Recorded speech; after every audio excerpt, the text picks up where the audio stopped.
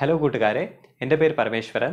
ഇന്ന് നമ്മൾ നോക്കാൻ പോകുന്നത് +1 ഫിസിക്സിലെ 9ാമത്തെ ചാപ്റ്ററായ മെക്കാനിക്കൽ പ്രോപ്പർട്ടീസ് ഓഫ് സോളിഡ്സ് എന്ന് പറയുന്ന ചാപ്റ്ററിലെ ഏറ്റവും ആദ്യത്തെ സെഷനാണ്. ഇതിന് മുന്നേ ഉള്ള 8 ചാപ്റ്റേഴ്സും നമ്മൾ വളരെ ഡീറ്റെയിൽഡ് ആയിട്ട് ഡിസ്കസ് ചെയ്തു. ആ എല്ലാ ചാപ്റ്റേഴ്സും എൻ്റെ യൂട്യൂബ് ചാനലിൽ അപ്ലോഡഡ് ആണ്. അതിലേതെങ്കിലും കാണണം എന്നുണ്ടെങ്കിൽ നിങ്ങൾ ഡിസ്ക്രിപ്ഷനിൽ പോയാൽ മതി. ആ എല്ലാ ചാപ്റ്റേഴ്സിൻ്റെയും ലിങ്ക് ഞാൻ ഡിസ്ക്രിപ്ഷനിൽ കൊടുക്കുന്നതായിരിക്കും. അപ്പോൾ +1ൽ ആദ്യത്തെ 8 ചാപ്റ്റേഴ്സിലും ഇതുവരെ പഠിച്ച 8 ചാപ്റ്റേഴ്സിനും നമ്മൾ മെക്കാനിക്സിനെ ആസ്പദമാക്കിയായിരുന്നു പഠിച്ചത്, ചലനം ആസ്പദമാക്കിയായിരുന്നു നമ്മൾ പഠിച്ചത്. പക്ഷേ ഇനി മുതൽ അങ്ങോട്ട് നമ്മൾ മറ്റുള്ള ടോപ്പിക്സിലോട്ട് പോകും. മെറ്റീരിയൽ സയൻസിനെ കുറിച്ച് പഠിക്കും, കുറച്ച് തെർമോഡൈനാമിക്സ് പഠിക്കും, അങ്ങനെയുള്ള കാര്യങ്ങളായിരിക്കും നമ്മൾ ഇനി മുതൽ പഠിക്കുന്നത്. അപ്പോൾ ഇന്നത്തെ സെഷനിൽ സ്പെസിഫിക് ആയിട്ട് നമ്മൾ പഠിക്കാൻ പോകുന്നത് ആദ്യം rigid body, non rigid body എന്താണ്, അവ തമ്മിലുള്ള വ്യത്യാസം, അതിനെക്കുറിച്ച് പഠിക്കും. അതിനുശേഷം എങ്ങനെയാണ് മെറ്റീരിയൽസിൽ ഒരു എലാസ്റ്റിസിറ്റിയും പ്ലാസ്റ്റിസിറ്റിയും ഉണ്ടാകുന്ന ആ കാര്യം പഠിക്കുന്നതായിരിക്കും. എന്നിട്ട് സ്ട്രെസ്സിനെയും സ്ട്രെയിനിനെയും കുറിച്ച് പഠിക്കുന്നതായിരിക്കും. അപ്പോൾ സെഷൻ തുടങ്ങുന്ന മുന്നേ ഞാൻ റിക്വസ്റ്റ് ചെയ്തോട്ടെ, ഫിസിക്സ് പഠിക്കുമ്പോൾ എല്ലാവരും മനസ്സിലാക്കി പഠിക്കാൻ ശ്രമിക്കുക. മനസ്സിലാക്കി പഠിച്ചു കഴിഞ്ഞാൽ നിങ്ങൾക്ക് വളരെ ഇഷ്ടത്തോടെ ഈ സബ്ജക്റ്റ് പഠിക്കാൻ പറ്റും. ആൻഡ് അങ്ങനെ ബേസിക്സ് മനസ്സിലാക്കി കഴിഞ്ഞാൽ നിങ്ങൾക്ക് ഏത് പരീക്ഷയ്ക്കും ഈസി ആയിട്ട് മാർക്ക് സ്കോർ ചെയ്യാൻ പറ്റുന്നതായിരിക്കും. അപ്പോൾ ഞാൻ വളരെ എളുപ്പമായിട്ട് നിങ്ങൾക്ക് പറഞ്ഞു തരാൻ ശ്രമിക്കാം. പക്ഷേ നിങ്ങൾക്ക് എന്ത് ഡൗട്ട് ഉണ്ടെങ്കിലും ദയവേത് അതൊന്ന് കമൻസിൽ പോയി എഴുതുക. ഞാൻ കമൻസ് വായിച്ചിട്ട് ഉത്തരം തരാൻ ശ്രമിക്കുന്നതായിരിക്കും. അതേപോലെ നോട്ട്സ് വേണം എന്നുള്ള കുട്ടികൾ ഞാൻ പഠിപ്പിക്കുമ്പോൾ ഇടയ്ക്ക് ഞാൻ പറഞ്ഞു തരാം. ആ സമയത്ത് വീഡിയോ ഒന്ന് പോസ് ചെയ്തിട്ട് ഈ ബോർഡിലുള്ള കാര്യങ്ങളൊന്ന് സ്ക്രീൻഷോട്ടായിട്ട് എടുത്ത് വയ്ക്കുകയോ അല്ലെങ്കിൽ നോട്ട്സ് എഴുതി എടുക്കുകയോ ചെയ്യുക. അതാണ് ബെസ്റ്റ് മെത്തേഡ് നോട്ട്സ് കിട്ടാൻ വേണ്ടി. അപ്പോൾ നമുക്ക് സെഷനിലോട്ട് പോകാം. ഞാൻ പറഞ്ഞ പോലെ ആദ്യം നമ്മൾ റിജിഡ് ബോഡിയും നോൺ റിജിഡ് ബോഡീസിനെ കുറിച്ചാണ് പഠിക്കാൻ പോകുന്നത്.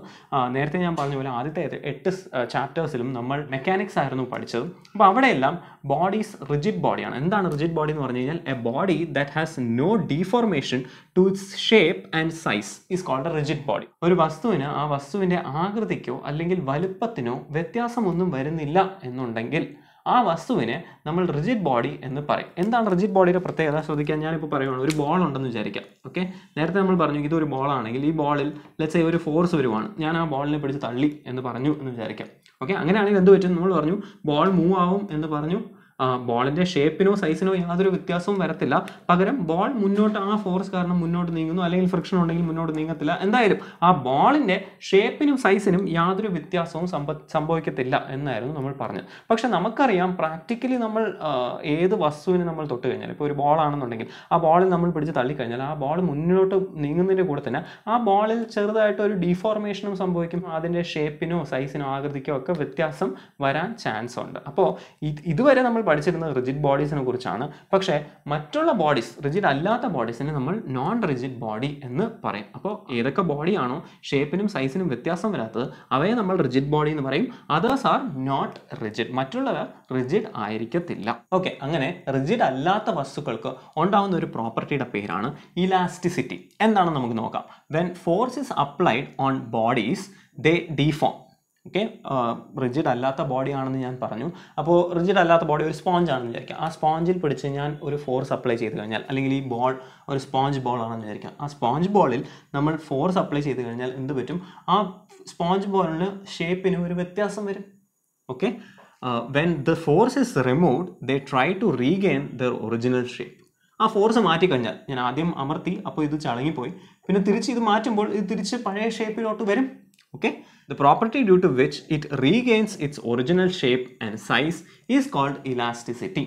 എപ്പോഴാണോ അപ്ലൈ ചെയ്ത ഫോഴ്സ് എടുത്ത് മാറ്റുന്ന, ഫോഴ്സ് റിമൂവ് ചെയ്യുന്നത്, അപ്പോൾ ആ ബോഡി തിരിച്ച് ആ ഷേപ്പിൽ വരും എന്ന് പറഞ്ഞല്ലോ, ആ പ്രോപ്പർട്ടീനെയാണ് നമ്മൾ ഇലാസ്റ്റിസിറ്റി എന്ന് പറയുന്നത്. ചില ബോഡീസിന് എലാസ്റ്റിസിറ്റി കൂടുതലായിരിക്കും. അതായത് ഞാൻ പറഞ്ഞ പോലെ ഇപ്പോൾ സ്പോഞ്ച് ബോൾ ഞാൻ പറഞ്ഞു, സ്പോഞ്ച് ബോൾ നമ്മൾ അമർത്തി കഴിഞ്ഞ് കഴിഞ്ഞാൽ ആ ഫോഴ്സ് മാറ്റുമ്പോഴത്തേക്കും അത് പഴയ പോലെ ബോളിൻ്റെ ആകൃതിയിൽ തന്നെ തിരിച്ച് വരുമായിരിക്കും. ചില വസ്തുക്കൾ അങ്ങനെയല്ല, പിടിച്ചമർത്തി കഴിഞ്ഞാൽ ഇപ്പോൾ ഞാൻ പറയുകയാണ് മണ്ണ് അല്ലെങ്കിൽ ക്ലേനെ നമ്മൾ പിടിച്ച് അമർത്തി കഴിഞ്ഞാൽ അത് ഏത് ഷേപ്പിലാണ് നമ്മൾ അമർത്തി വെച്ചത് ആ ഷേപ്പിൽ തന്നെ നിൽക്കും. അപ്പോൾ ഇലാസ്റ്റിസിറ്റി ഓരോ വസ്തുക്കൾക്ക് ഓരോ പോലെ ആയിരിക്കും. Okay, such deformation is called elastic deformation.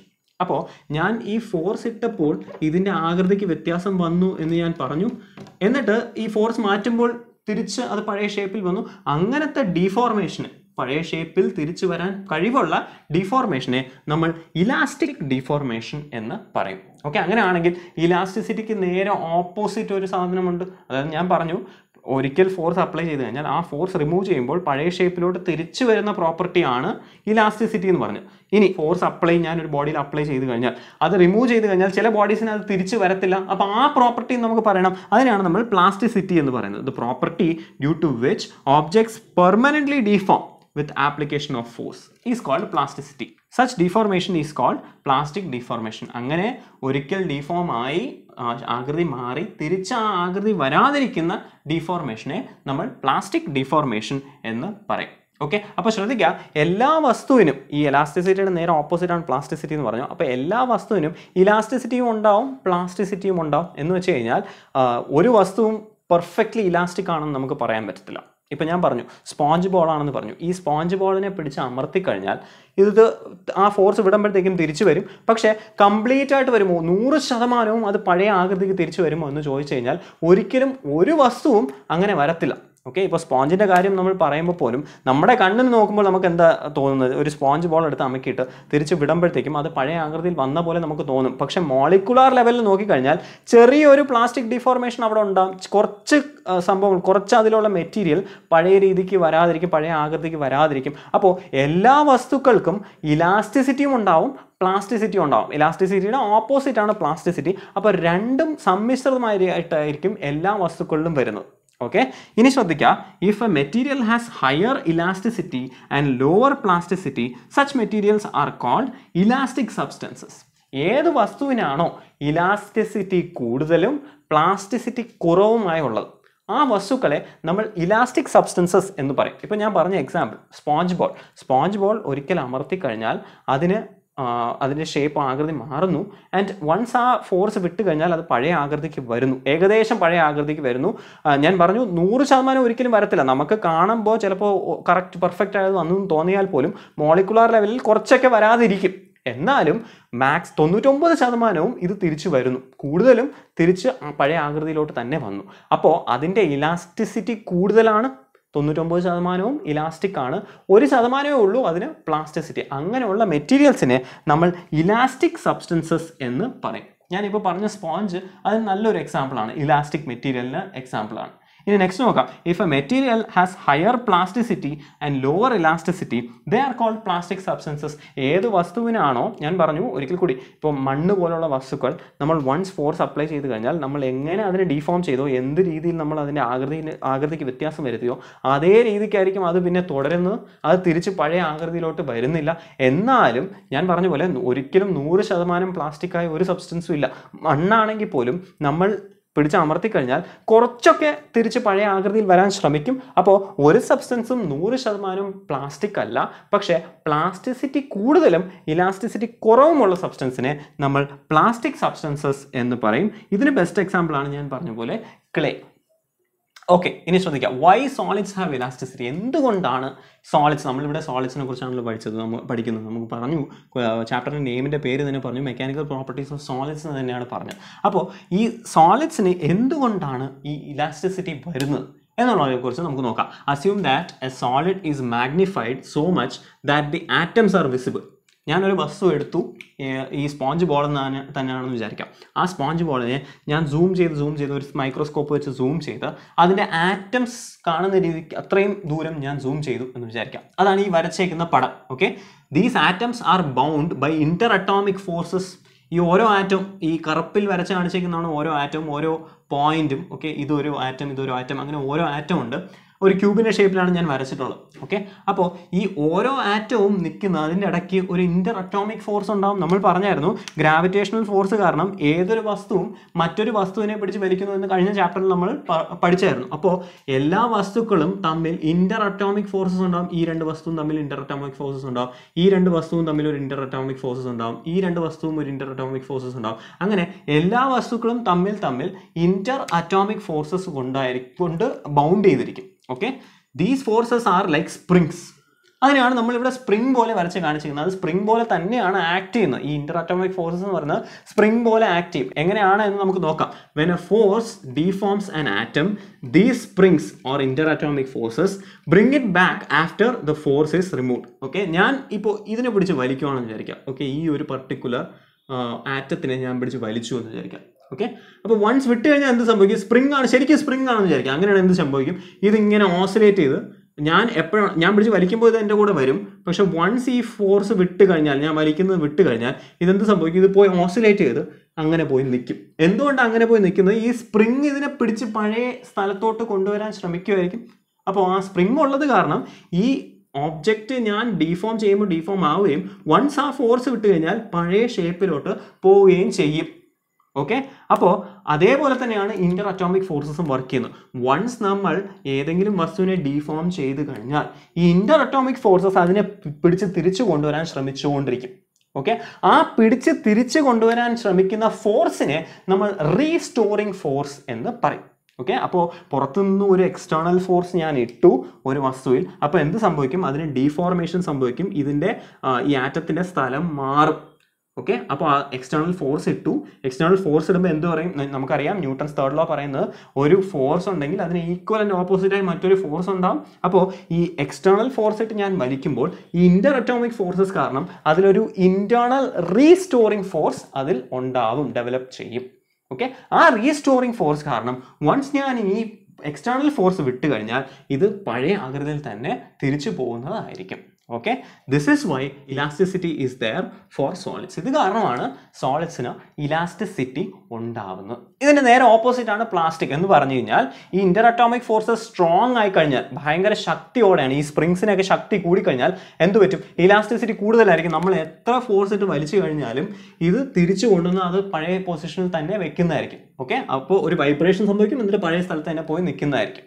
Okay, ഇനി ഇന്റർ അറ്റോമിക് ഫോഴ്സസ് കുറവാണെങ്കിൽ, ഈ സ്പ്രിങ്ങിൻ്റെയൊക്കെ ശക്തി കുറവാണെങ്കിൽ എന്ത് സംഭവിക്കും? നമ്മൾ വലിച്ചു കഴിഞ്ഞാൽ അതിന് തിരിച്ചു കൊണ്ടുപോകാൻ അത്ര ശക്തി ഉണ്ടാവത്തില്ല. അത് കാരണം അതിന് പ്ലാസ്റ്റിസിറ്റി ഉണ്ടാവുന്നതായിരിക്കും. അപ്പോൾ ഇതുകൊണ്ടാണ് വസ്തുക്കൾക്ക് ഇലാസ്റ്റിസിറ്റിയും പ്ലാസ്റ്റിസിറ്റിയും ഉണ്ടാവുന്നത്. ഇനി നെക്സ്റ്റ് പോയിന്റ് വളരെ ഇമ്പോർട്ടൻ്റ് ആണ്. No material is perfectly elastic or perfectly plastic. ഒരു വസ്തു പെർഫെക്റ്റ്ലി ഇലാസ്റ്റിക് അല്ല, പെർഫെക്റ്റ്ലി പ്ലാസ്റ്റിക്കും അല്ല. 99.9999% ചിലപ്പോൾ ഇലാസ്റ്റിക് ആയിരിക്കും, പക്ഷെ ബാക്കി 0.00001% അത് ഇലാസ്റ്റിക് ആയിരിക്കും. അതേപോലെ തിരിച്ചു പറയുകയാണെന്നുണ്ടെങ്കിൽ മറ്റ് ഇലാസ്റ്റിക് സബ്സ്റ്റൻസ് പറയുകയാണെങ്കിൽ ഒത്തിരി ഇലാസ്റ്റിക് ആയാലും 99.9999% ഇലാസ്റ്റിക് ആയിരിക്കും, പക്ഷേ 0.0001% അതിന് പ്ലാസ്റ്റിസിറ്റി ഉണ്ടാവുന്നതായിരിക്കും. ഓക്കെ, അപ്പോൾ ഇതിനെക്കുറിച്ച് വളരെ ഡീറ്റെയിൽഡ് ആയിട്ടായിരിക്കും നമ്മൾ ഈ ചാപ്റ്ററിൽ ഡിസ്കസ് ചെയ്യുന്നത്. നമുക്ക് നെക്സ്റ്റ് കൺസെപ്റ്റിലോട്ട് പോകാം. സ്ട്രെസ്.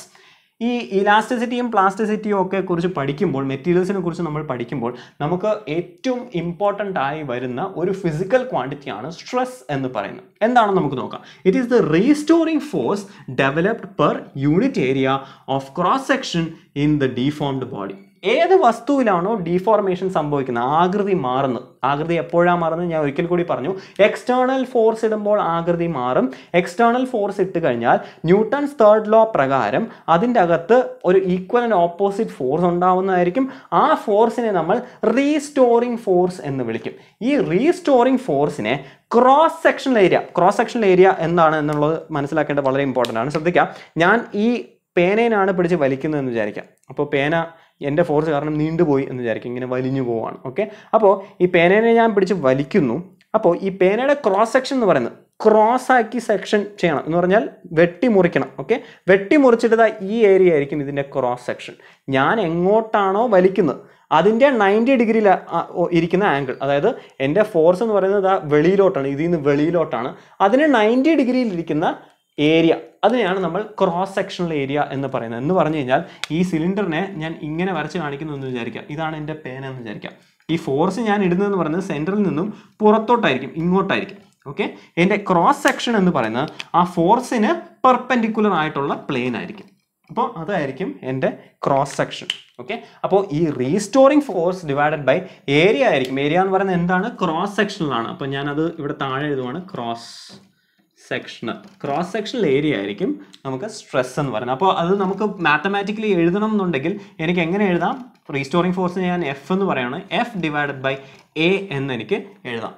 അടുത്ത പോയിന്റ് ശ്രദ്ധിക്കുക, restoring force is equal and opposite to external force. ഞാൻ പുറത്തുനിന്ന്, ഞാൻ നേരത്തെ പറഞ്ഞ പോലെ ഈ കേസ് തന്നെ ഞാൻ പറയുവാണ്, പുറത്തുനിന്ന് എത്ര ഫോഴ്സ് ഇട്ടോ അതിൻ്റെ ഈക്വൽ ആൻഡ് ഓപ്പോസിറ്റ് ആയിരിക്കും ഈ റീസ്റ്റോറിംഗ് ഫോഴ്സ് ഉണ്ടാവുന്നത്.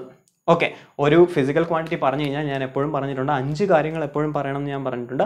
ആദ്യം അതിൻ്റെ ഡെഫിനേഷൻ പറയണം. അപ്പോൾ ഇവിടെ സ്ട്രെസ്സിൻ്റെ ഡെഫിനേഷൻ നമ്മൾ പറഞ്ഞു. രണ്ടാമത് അതിൻ്റെ എക്സ്പ്രഷൻ പറയണം. എക്സ്പ്രഷനാണ് F/A എന്ന് നമ്മൾ പറഞ്ഞത്. ഇനി യൂണിറ്റ് പറയണം, ഡയമെൻഷൻ പറയണം, അത് സ്കേലർ ആണോ വെക്ടർ ആണോ എന്ന് പറഞ്ഞു. ഈ 5 കാര്യങ്ങൾ നിങ്ങൾ പരീക്ഷയ്ക്ക് എഴുതി കഴിഞ്ഞാൽ, ഏത് ഫിസിക്കൽ ക്വാണ്ടിറ്റി ചോദിച്ചു കഴിഞ്ഞാലും ഈ 5 കാര്യങ്ങൾ എഴുതി കഴിഞ്ഞാൽ നിങ്ങൾക്ക് ഫുൾ മാർക്ക് കിട്ടുന്നതായിരിക്കും, എത്ര സ്ട്രിക്റ്റ് ആയിട്ട് വാല്യുവേഷൻ ചെയ്ത് കഴിഞ്ഞാലും. ഓക്കെ, അപ്പോൾ നമ്മൾ സ്ട്രെസ്സിൻ്റെ ഡെഫിനിഷൻ പറഞ്ഞായിരുന്നു, അതേപോലെ എക്സ്പ്രഷനും പറഞ്ഞു. ഇനി നമുക്ക് പറയേണ്ടത് യൂണിറ്റ് ആണ്. യൂണിറ്റ് എങ്ങനെ പറയാൻ ശ്രദ്ധിക്കുക. എക്സ്പ്രഷൻ ഉണ്ടെങ്കിൽ നമുക്ക് യൂണിറ്റ് പറയാം. എക്സ്പ്രഷൻ എന്താ വരുന്നത്, മുകളിൽ വരുന്നത് ന്യൂട്ടൺ ആണ്. ഫോഴ്സിൻ്റെ യൂണിറ്റ് എന്ന് പറയുന്നത് ന്യൂട്ടൺ ആണ്. അപ്പോൾ മുകളിൽ ന്യൂട്ടൺ ഡിവൈഡഡ് ബൈ താഴെ വരുന്ന ഏരിയ ആണ്. ഏരിയ മീറ്റർ സ്ക്വയർ ആണ്. അപ്പോൾ ന്യൂട്ടൺ ബൈ മീറ്റർ സ്ക്വയർ ആയിരിക്കും സ്ട്രെസ്സിൻ്റെ യൂണിറ്റ് എന്ന് പറയുന്നത്. ഓക്കെ, നമുക്ക് നെക്സ്റ്റ് ഡയമെൻഷൻ നോക്കാം. ഒരിക്കൽ കൂടി ഈ യൂണിറ്റ് ഉണ്ടെങ്കിൽ നമുക്ക് ഡയമെൻഷൻ പറയാം. ന്യൂട്ടൺ അല്ലെങ്കിൽ ഫോഴ്സിൻ്റെ ഡയമെൻഷൻ എന്ന് പറയുന്നത് mL(T⁻²) ആണ്. അത് ഞാൻ ഇവിടെ എഴുതുവാണ്, mL(T⁻²) ഡിവൈഡഡ് ബൈ താഴെ ഉള്ള 2 മീറ്റർ സ്ക്വയർ ഉണ്ട്, L². ഇതാണ് നമുക്ക് കിട്ടേണ്ടത്. അപ്പോൾ ഇത് എഫക്റ്റീവായി എഴുതി കഴിഞ്ഞാൽ എന്ത് കിട്ടും, mL(1) T⁻². ഇതായിരിക്കും ഇതിൻ്റെ ഡയമെൻഷൻ. ഇനി ഇത് ഒരു സ്കേലർ ആണോ വെക്റ്റർ ആണോ എന്ന് ചോദിച്ചു കഴിഞ്ഞാൽ അത് ഓർക്കേണ്ടത് വളരെ ഇമ്പോർട്ടൻ്റ് ആണ്. സ്ട്രെസ് എപ്പോഴും ഒരു സ്കേലാർ ക്വാണ്ടിറ്റി ആയിരിക്കും. ഇതിൻ്റെ റീസൺ എന്ന് പറഞ്ഞു കഴിഞ്ഞാൽ ഇത് law of vector addition follow ചെയ്യത്തില്ല. എപ്പോഴും ഞാൻ പറഞ്ഞിട്ടുണ്ട്, നമുക്ക് പലപ്പോഴും നമ്മൾ കൺഫ്യൂസ് ആക്കാറുണ്ട്. ഒരുപാട് ടീച്ചേഴ്സും തെറ്റായിട്ട് പഠിപ്പിക്കാറ് കണ്ടിട്ടുണ്ട്. ഡയറക്ഷൻ ആൻഡ് മാഗ്നിറ്റ്യൂഡ് ഉള്ളതെല്ലാം വെക്റ്റർ ക്വാണ്ടിറ്റി ആണെന്നും അതില്ലാത്തതെല്ലാം സ്കേലർ ക്വാണ്ടിറ്റി ആണെന്ന് പറയാറുണ്ട്. പക്ഷെ അങ്ങനെ അല്ല. ചില ക്വാണ്ടിറ്റീസിൻ്റെ ഡയറക്ഷനും ഉണ്ടാവും, മാഗ്നിറ്റ്യൂഡും ഉണ്ടാവും, എന്നാലും അത് സ്കേലർ ആവും. ഫോർ എക്സാമ്പിൾ ഇലക്ട്രിക് കറണ്ട്, അതൊരു സ്കേലർ ക്വാണ്ടിറ്റി ആണ്, പക്ഷെ അതിന് ഡയറക്ഷനും ഉണ്ട്, മാഗ്നിറ്റ്യൂഡ് ഉണ്ട്. എന്തുകൊണ്ടാണ്? അത് law of vector addition follow ചെയ്യത്തില്ല. അപ്പോൾ അതേപോലെ ഈ ഒരു ക്വാണ്ടിറ്റി, സ്ട്രെസ് എന്ന് പറഞ്ഞ quantity law of vector addition follow ചെയ്യാത്തത് കൊണ്ട് ഇതിനെ നമുക്ക് സ്കേലർ ക്വാണ്ടിറ്റി ആയി കാണാൻ പറ്റത്തുള്ളൂ. അപ്പോൾ ഇതൊരു സ്കേലർ ക്വാണ്ടിറ്റി ആണ്. ഈ ലോ ഓഫ് വെക്റ്റർ അഡിഷൻ എന്താണെന്നുള്ളത് നമ്മൾ ചാപ്റ്റർ നമ്പർ 4 വളരെ ഡീറ്റെയിൽ ആയിട്ട് ഡിസ്കസ് ചെയ്തിട്ടുണ്ട്. വേണമെന്നുണ്ടെങ്കിൽ അത് ഡിസ്ക്രിപ്ഷനിൽ ഉണ്ടാവും, ഒന്ന് പോയി നോക്കാം. ഓക്കെ, നമുക്കൊരു ക്വസ്റ്റ്യൻ ചെയ്ത് നോക്കാം. A metal rope of 10 millimeter thickness is stretched by 100 Newton force. Find the stress on the rope. നമുക്ക് എന്തൊക്കെയാണ് തന്നിട്ടുള്ളത്? എക്സ്റ്റേണൽ ഫോഴ്സ് തന്നിട്ടുണ്ട്, 100 Newton ആണെന്ന് പറഞ്ഞിട്ടുണ്ട്. ഇതിൻ്റെ തിക്നെസ് തന്നിട്ടുണ്ട്. തിക്നെസ് തന്നു കഴിഞ്ഞാൽ നമുക്ക് ഏരിയ കണ്ടുപിടിക്കും. ഒരു റോപ്പാണ്. റോപ്പ് എന്ന് പറഞ്ഞാൽ സിലിണ്ടറിക്കൽ ഷേപ്പാണ്, ഇതേപോലെയുള്ള ഒരു ഷേപ്പാണ്. അതിലാണ് നമ്മൾ പുറത്തുനിന്ന് പിടിച്ച് 100 Newton ഇട്ട് വലിക്കുന്നത് എന്ന് പറഞ്ഞു. അപ്പോൾ എക്സ്റ്റേണൽ ഫോഴ്സ് ഉണ്ട്. എക്സ്റ്റേണൽ ഫോഴ്സ് ഉണ്ടെങ്കിൽ അതിലുണ്ടാകുന്ന റീസ്റ്റോറിംഗ് ഫോഴ്സ് ഇതിന് ഈക്വൽ ആൻഡ് ഓപ്പോസിറ്റ് ആയിരിക്കും. അപ്പോൾ എക്സ്റ്റേണൽ ഫോഴ്സ് 100 ആണെങ്കിൽ റീസ്റ്റോറിംഗ് ഫോഴ്സും 100 ആയിരിക്കും. പിന്നെ ഇതൊരു റോപ്പാണ്. റോപ്പ് സിലിണ്ടറിക്കൽ ഷേപ്പാണ്. അതിൻ്റെ തിക്നെസ് തന്നിട്ടുണ്ട്. തിക്നെസ് എന്ന് പറയുന്നത് ഡയാമീറ്റർ ആണ്. എത്ര തടിയുണ്ട് എന്നുള്ളത് ഡയമീറ്റർ ആണ്. അപ്പോൾ ഡയമീറ്റർ തന്നിട്ടുണ്ട്. അപ്പോൾ ഡയമീറ്റർ തന്നു കഴിഞ്ഞാൽ ഇതിൻ്റെ ഏരിയ എനിക്ക് എഴുതിയെടുക്കാൻ പറ്റും, അല്ലെങ്കിൽ കാൽക്കുലേറ്റ് ചെയ്തെടുക്കാൻ പറ്റും. ആ റീസ്റ്റോറിംഗ് ഫോഴ്സും തന്നിട്ടുണ്ട്. ഏരിയ നമ്മൾ കാൽക്കുലേറ്റ് എടുത്തു കഴിഞ്ഞാൽ restoring force divide by area ചെയ്ത് കഴിഞ്ഞാൽ നമുക്ക് സ്ട്രെസ് കിട്ടും. ഒന്ന് വീഡിയോ പോസ് ചെയ്തിട്ട് ഈ ബോർഡിലുള്ള കാര്യങ്ങൾ ഒന്ന് നോട്ട്സ് ആയിട്ട് എഴുതിയെടുത്തിട്ട് ഈ ക്വസ്റ്റ്യൻ ഒന്ന് ചെയ്ത് നോക്കാം. നിങ്ങൾക്ക് ചെയ്യാൻ പറ്റില്ലെങ്കിൽ ഞാൻ ചെയ്ത് കാണിച്ചു.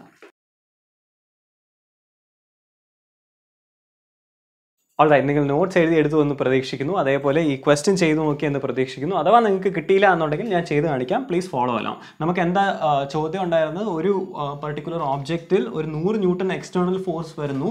എക്സ്റ്റേണൽ ഫോഴ്സ് എത്രയാണോ അതിന് ഈക്വൽ ആൻഡ് ഓപ്പോസിറ്റ് ആയിരിക്കും റീസ്റ്റോറിംഗ് ഫോഴ്സ്. അപ്പോൾ 100 Newton എന്ന് പറഞ്ഞു. അപ്പോൾ റീസ്റ്റോറിംഗ് ഫോഴ്സ് എന്ന് പറയുന്നത് -100 Newton എന്ന് എടുക്കാം. നമുക്കിവിടെ ഡയറക്ഷൻ പ്രാധാന്യം അല്ലാത്തതുകൊണ്ട് 100 Newton എന്ന് തന്നെ എടുത്താൽ മതി. അത് തന്നെ ആയിരിക്കും റീസ്റ്റോറിംഗ് ഫോഴ്സും. ഡയമീറ്റർ തന്നിട്ടുണ്ട്. തിക്നെസ് 10 mm എന്ന് പറഞ്ഞു. അപ്പോൾ ആ വയറിൻ്റെ ഡയമീറ്റർ തന്നെയാണ് തിക്നെസ്, ദാറ്റ് ഈസ് 10 mm എന്ന് പറഞ്ഞു കഴിഞ്ഞാൽ 10 ഡിവൈഡ് ബൈ 1000 മീറ്റർ ആണ് എന്ന് പറഞ്ഞാൽ 1/100 മീറ്റർ ആയിരിക്കും ഇതിൻ്റെ ഡയമീറ്റർ എന്ന് പറയുന്നത്. അങ്ങനെയാണെങ്കിൽ ഡയമീറ്റർ ഉണ്ടെങ്കിൽ നമുക്ക് ഏരിയ കണ്ടുപിടിക്കാം. ഏരിയ എങ്ങനെയാണ് കണ്ടുപിടിക്കുന്നത്? π × d/2 the whole square, πr² എന്നുള്ളത് π × ഡയമീറ്റർ ബൈ 2 ആണ് റേഡിയസ്, the whole square. അപ്പോൾ π × 1/100 ഡിവൈഡഡ് ബൈ 2, അതായത് 1/200 the whole square. ഇതായിരിക്കും എനിക്ക് ഡയമീറ്ററായി കിട്ടുന്നത്. ഇതിലുള്ള സ്ട്രെസ് എന്ന് പറയുന്നത് restoring force divided by cross sectional area ആണ്. റീസ്റ്റോറിംഗ് ഫോഴ്സ് നമുക്ക് 100 എന്നറിയാം, ഡിവൈഡഡ് ബൈ π × 1/200 × 1/200 എന്ന് പറഞ്ഞു കഴിഞ്ഞാൽ 200 സ്ക്വയർ എന്ന് പറഞ്ഞാൽ 40,000 ആണ്. അല്ലെങ്കിൽ 4 ഫോളോഡ് ബൈ 4 സീറോസ്, ഇവിടെ 2 സീറോ കൂടെ ഉണ്ട്. അപ്പോൾ അതെല്ലാം മുകളിൽ പോകും. അപ്പോൾ 4 × 10⁶ ഡിവൈഡഡ് ബൈ π എന്താണ്? ന്യൂട്ടൺ പെർ മീറ്റർ സ്ക്വയർ ആണ്. ഇതായിരിക്കും ആൻസർ. നിങ്ങൾക്ക് സംശയം ഉണ്ടെങ്കിൽ ഇതൊന്ന് കാൽക്കുലേറ്റർ അടിച്ചു നോക്കുക, ഈ കിട്ടുന്നതായിരിക്കും ആൻസർ. ഓൾറൈറ്റ്, നമുക്ക് നെക്സ്റ്റ് ഫിസിക്കൽ ക്വാണ്ടിറ്റിയിലോട്ട് പോകാം. Strain. The effect of stress on a body is called strain. ഈ സ്ട്രെസ് ഒരു വസ്തുവിൽ എന്താണോ സംഭവിപ്പിക്കുന്നത്, അല്ലെങ്കിൽ ആ സ്ട്രെസ് കാരണം ഒരു വസ്തുവിൽ എന്താണോ ഉണ്ടാവുന്നത്, അതിനെയാണ് നമ്മൾ സ്ട്രെയിൻ എന്ന് പറയുന്നത്. ഓക്കെ, എന്താണ് നമുക്ക് ഡീറ്റെയിൽ ആയിട്ട് നോക്കാം. It is measured as the change in dimension of a body to the original dimension of a body. ശ്രദ്ധിക്കുക, ഞാനൊരു വയറുണ്ടെന്ന് വിചാരിക്കുക, അല്ലെങ്കിൽ ഈ ഒരു പേനയുണ്ടെന്ന് തന്നെ വിചാരിക്കുക. ഈ പേനയെ ഞാൻ പിടിച്ച് വലിക്കുവാണ്. ഓക്കെ, 2 സൈഡിൽ നിന്നും ഫോഴ്സ് ഇട്ട് വലിക്കുകയാണ്. അങ്ങനെയാണെങ്കിൽ ഈ പേന വലിഞ്ഞു പോയി എന്ന് വിചാരിക്കാം. അങ്ങനെയാണെങ്കിൽ എന്താ സംഭവിക്കുന്നത്? ഈ പേനയ്ക്ക് ഒരു നീളം ഉണ്ടായിരുന്നു, ആ നീളം, പേനയുടെ നീളം കൂടി. ഓക്കെ, അങ്ങനെയാണെങ്കിൽ എത്ര നീളം കൂടി? ഞാൻ പറഞ്ഞു ഇപ്പോൾ ലെറ്റ്സ് ഇത് 1 മീറ്റർ ആണെന്ന് വിചാരിക്കുക. എന്നിട്ട് ഞാൻ ഇതിനെ വലിച്ച് നീട്ടി 1.5 മീറ്റർ ആക്കി. ഓക്കെ, അങ്ങനെയാണെങ്കിൽ എത്ര നീളം കൂടി? 0.5 മീറ്റർ. 1.5 മീറ്റർ അവസാനം എത്തി. ആദ്യം 1 മീറ്റർ ഉണ്ടായിരുന്നു. അപ്പോൾ ചേഞ്ച് ഇൻ ഡയമെൻഷൻ എന്ന് പറയുന്നത് 0.5 മീറ്റർ ആണ്. ഓക്കെ, അങ്ങനെ 0.5 മീറ്റർ കൂടി. അപ്പോൾ ആ 0.5 ഡിവൈഡ് ബൈ ഇതിന് ഒറിജിനലി എത്ര നീളം ഉണ്ടായിരുന്നു? 1 മീറ്റർ ഉണ്ടായിരുന്നു. അതാണ് നമ്മൾ സ്ട്രെയിൻ എന്ന് പറയുന്നത്. ഓക്കെ, ഇനി ഇതെന്ന് ഞാൻ പറഞ്ഞത് change in length divide by original length ആണ് പറഞ്ഞത്. ലെങ്ത് ആണ് കൂടിയത്. ഇനി ചിലപ്പോൾ സ്ട്രെസ് ഇടുമ്പോൾ ചില വസ്തുക്കളുടെ ഏരിയ കൂടുമായിരിക്കും. അങ്ങനെ വരുമ്പോൾ സ്ട്രെയിൻ എന്ന് പറയുന്നത് change in area divided by original area ആയിരിക്കും. ഇനി ചില വസ്തുക്കൾക്ക് വോളിയം ആയിരിക്കും കൂടുന്നത്. അങ്ങനെയാണെങ്കിൽ അവിടെ change in volume divided by original volume ആയിരിക്കും. അപ്പോൾ എന്താണോ മാറുന്നത്, സ്ട്രെസ് കാരണം ഒരു വസ്തുവിൽ എന്താണോ മാറുന്നത്, ആ ചേഞ്ച് ഇൻ ആ കാര്യം ഡിവൈഡഡ് ബൈ ഒറിജിനൽ ആ പർട്ടിക്കുലർ കാര്യം. ലെങ്ത് ആണെങ്കിൽ change in length divided by original length. Area ആണെങ്കിൽ change in area divided by original area. Volume ആണെങ്കിൽ change in volume divided by original volume. ഇതിനെക്കുറിച്ച് കൂടുതൽ നമ്മൾ നെക്സ്റ്റ് ക്ലാസ്സിൽ പഠിക്കുന്നതായിരിക്കും. ഈ ഓരോന്നിനും ഓരോ പേരുണ്ട്, അതെന്താണെന്ന് നമ്മൾ നെക്സ്റ്റ് ക്ലാസ്സിൽ പഠിക്കുന്നതായിരിക്കും. ഇപ്പോൾ ഇത്രയും ഓർത്താൽ മതി. എന്താണോ ചേഞ്ച് ആവുന്നത് ഡിവൈഡഡ് ബൈ ഒറിജിനലി എത്രയാണോ ഉണ്ടായിരുന്നത് അതിനെയാണ് നമ്മൾ സ്ട്രെയിൻ എന്ന് വിളിക്കുന്നത്. ഇനി ശ്രദ്ധിക്കാം, നമുക്കപ്പോൾ സ്ട്രെയിനെ എങ്ങനെ എഴുതാം? Change in dimension. എന്ത് ഡയമെൻഷൻ ആണോ കൺസിഡർ ചെയ്യുന്നത്, ഏരിയ ആണെങ്കിൽ ഏരിയ, വോളിയം ആണെങ്കിൽ വോളിയം, ലെങ്ത് ആണെങ്കിൽ ലെങ്ത്, ആ ഡയമെൻഷൻ ഡിവൈഡഡ് ബൈ ഒറിജിനലി എത്ര ഉണ്ടായിരുന്നു അതിനെയാണ് നമ്മൾ സ്ട്രെയിൻ എന്ന് വിളിക്കുന്നത്. ഈ ചേഞ്ച് ഇൻ ഡയമെൻഷൻ നമ്മൾ ഇവിടെ ഇപ്പോൾ ഏരിയ ആണ് പറയുന്നത് വിചാരിക്കാം. അങ്ങനെയാണെങ്കിൽ change in area divide by original area. മുകളിലും ഏരിയ ആണ്, താഴെയും ഏരിയ ആണ്. വോളിയം ആണ് പറഞ്ഞെങ്കിൽ change in volume divide by original volume.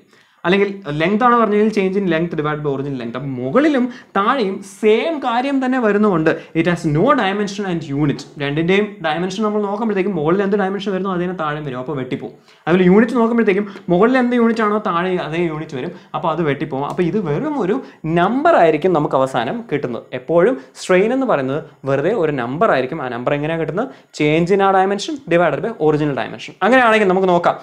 50 metre long wire becomes 55 metre when stretched by an external force. ഒരു എക്സ്റ്റേണൽ ഫോഴ്സ് ഇട്ട് ഞാൻ ഒരു വയറിനെ വലിച്ചു നീട്ടുവാണ്.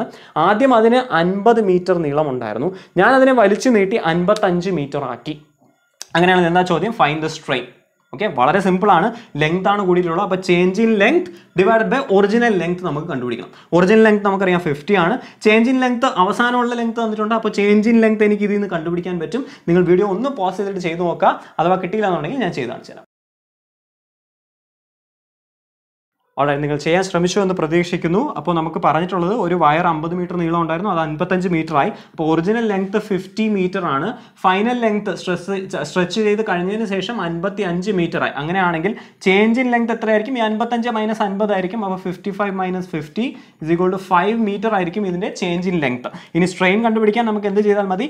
എന്താണോ മാറിയത്, ഇവിടെ ലെങ്ത് ആണ് മാറിയത്, അപ്പോൾ change in length divide by original length ചെയ്താൽ മതി. ചേഞ്ച് ഇൻ ലെങ്ത് 5 മീറ്റർ ആണ്, ഒറിജിനൽ ലെങ്ത് 50 മീറ്റർ ആയിരുന്നു.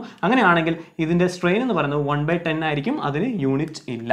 ഓക്കെ, ഇന്ന് പറഞ്ഞ കാര്യങ്ങൾ മനസ്സിലായെന്ന് പ്രതീക്ഷിക്കുന്നു. നമ്മൾ ആദ്യം റിജിഡ് ബോഡിയും നോൺ റിജിഡ് ബോഡിയും തമ്മിലുള്ള വ്യത്യാസം പറഞ്ഞു. പിന്നെ ഇലാസ്റ്റിസിറ്റിയും പ്ലാസ്റ്റിസിറ്റിയും എന്താണെന്ന് പറഞ്ഞു. ഈ ഇലാസ്റ്റിസിറ്റി ഓരോ വസ്തുക്കൾക്ക് എന്തുകൊണ്ട് വരുന്നു എന്നുള്ളതും പറഞ്ഞു. അതിനുശേഷം സ്ട്രെസ്സും സ്ട്രെയിനും എന്താണെന്ന് പറഞ്ഞു. ഇത് വളരെ ഇമ്പോർട്ടൻ്റ് ആണ്.